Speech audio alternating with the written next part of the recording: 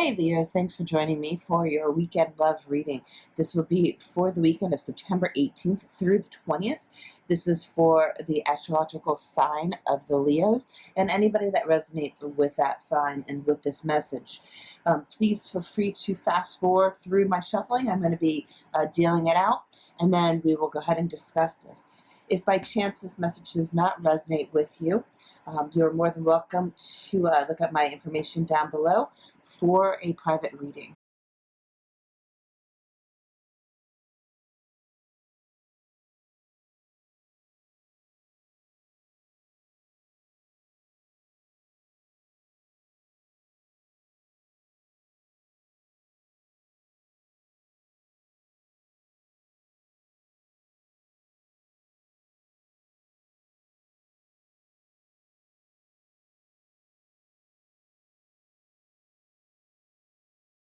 Okay, so Leah, what I'm getting here is that there is a solid offer of love coming in, a solid offer of actual stability. It's coming in, this offer that's coming in, it will be something that will provide you with a financial stable relationship. But it looks like, though, that you're really holding tight. You're really holding tight to something that is based upon your morals and your standards or your conventionality. It looks to be like you have to basically fight for what you believe in, because this person here that's coming in is offering you, or you feel like it's just a small token of emotion. It's not anything substantial. It's something from the past that's being brought up. So it feels kind of like it could be,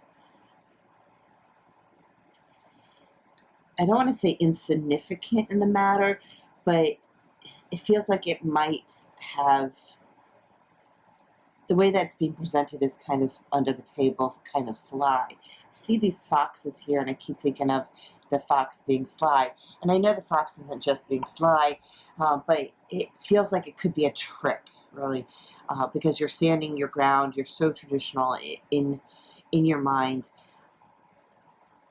and it feels like that this might be a trick. So you're trying to hold on to who you are, what you stand for, with your convictions and such. But it's really leaving you feeling pulled in two different directions here. It looks like you're just kind of waiting around for this actual real happiness that's coming in here.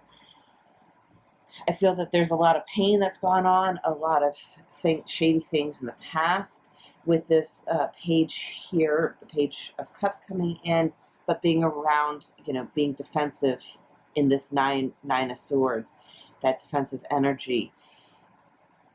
And I think rightfully so, because if we look here at the Seven of Swords is all about betrayal and about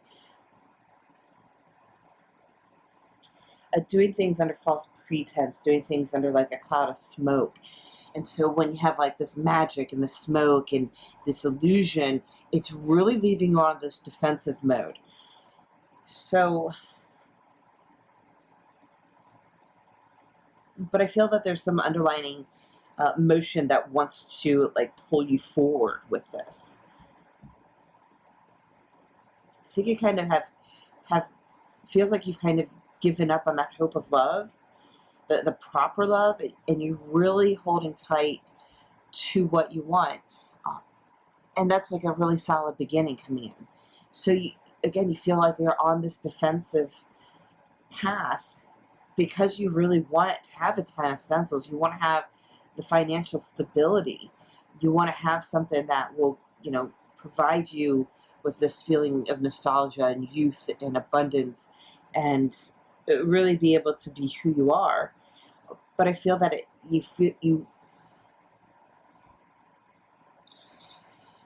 I feel that it seems with so much on defense is that you're going to get involved, and it's going to be a lie. You're not going to be able to get this Ten of Stencils. It's going to be an illusion. you know, with this card, and I'm really reading this card, you see Ariel there, she's very distorted. You know, the castle there is in a disarray. It's fallen to bits, you know. So it's not what it's is supposed to be. You know, it's not cracked up to what it should be. So let me go ahead and I can break this down layer by layer, line by line for you. So in the first part here, we have the Ace of Pentacles, the Four of Coins, and the Hierophant. So Ace of Pentacles represents that bringing in, you know, bringing in, but you're holding on. You're holding on to your pentacles. You're holding on to your foundation of what makes you you and what provides you stability. With the Hierophant, that's about traditions, values, morals. It could be about religion. It could be social norms, higher education, and so forth. So you're really holding tight to those traditional values. Then we have this Nine of Swords, and the Nine of Swords is, you know, mentally you feel like you're stuck. You know, you're in this card, you're up a tree, and you're really going to have to defend yourself. But alongside here, this Page of Cups that's coming in, so you're feeling defensive against this page, you know, against this small notion of love that's coming in, probably because it's not coming in through a king. Out of here, there's nobody on this board except for that Hierophant, which is actually, I think, the first time today of any of the readings that there haven't been people involved. Excuse me. So then we have here the Six of Cups, and the Six of Cups is about that nostalgia, the reminiscing, people coming in from the past. It also could be about, romance from the past, innocence romance.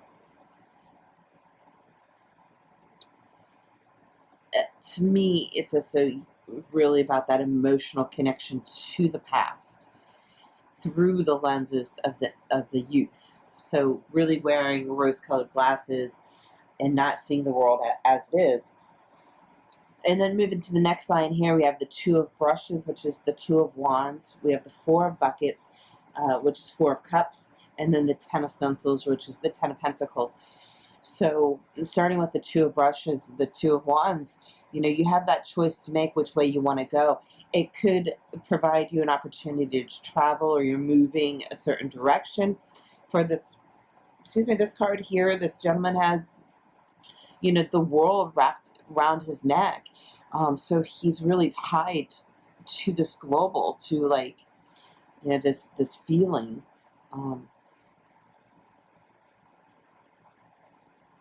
Kind of like feeling like the weight is on his shoulders. You know, the weight's literally, the world's wrapped around his neck.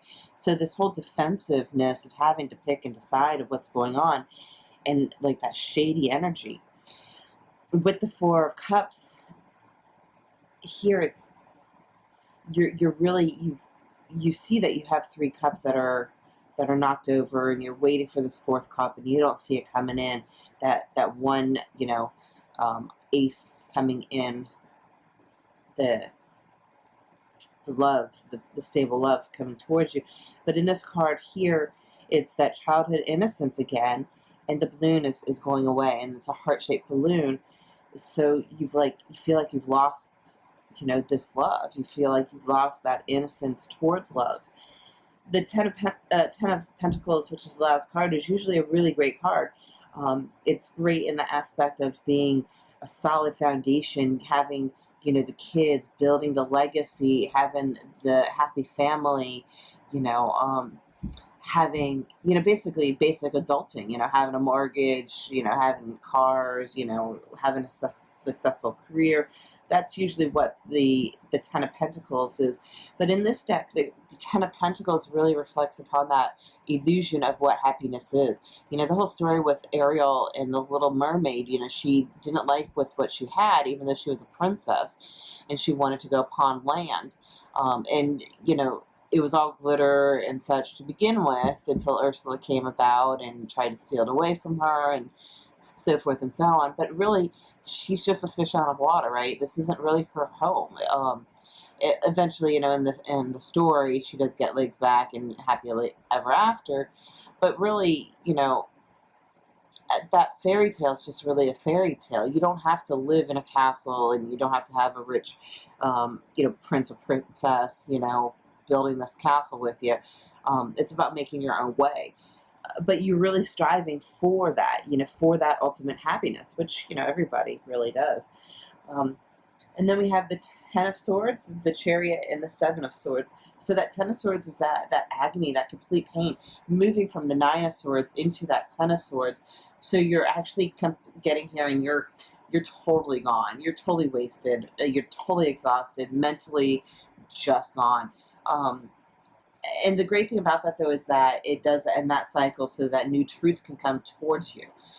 But it really is really heavy. Like this whole section here is nothing but heavy emotional, heavy intellectual issues, because obviously the swords are all about, mental thoughts. It's about mental anguish and that sort. And then the two with that choice. So you're really weighing heavily on what this really entails. Like, whether or not that this is a real actual offer coming in from the past. And the Chariot is about motion. It's about setting forth. Usually, though, the horses or the lions in it, they're actually not in any sort of movement. So they're just waiting. And here's the same way, except for they're being pulled into two different directions, which is reminiscence here of that two of brushes. So it's like that these horses are being split into two, and then all the guts are coming out of it, right? It also represents Cancer, so maybe, you're dealing with a Cancer, or Cancer in this situation, right? And then, of course, we said the Seven of Swords. Seven of Swords is about the betrayal, the lies, about doing things shady and under the table. And I really think that it's linked again to this illusion of this page that's coming in to offer you a token of love, because it's like it's playing games. It's not really here to totally offer you something. Moving on to the Oracle cards, we do have the Strength card, which is your card. Have strength in this situation. Be true to yourself. Hold tight on who you are.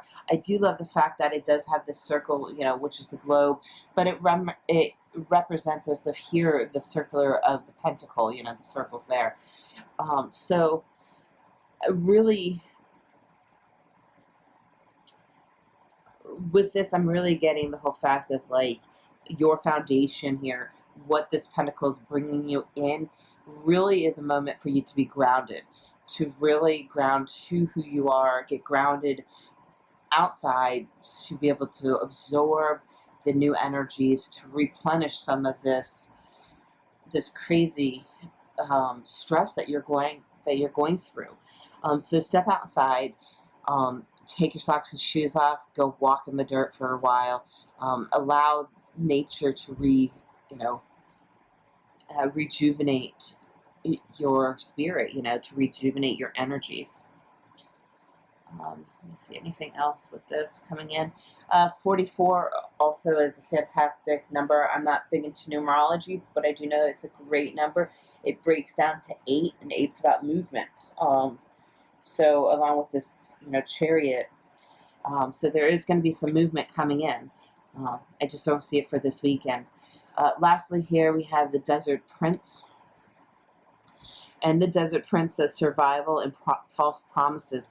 And again, here, you have a lion on here, which is strength, right? So I would say, again, have that strength to tackle some of these illusions and some of these fears that you have. It has the moon in it again with the circular of grounding.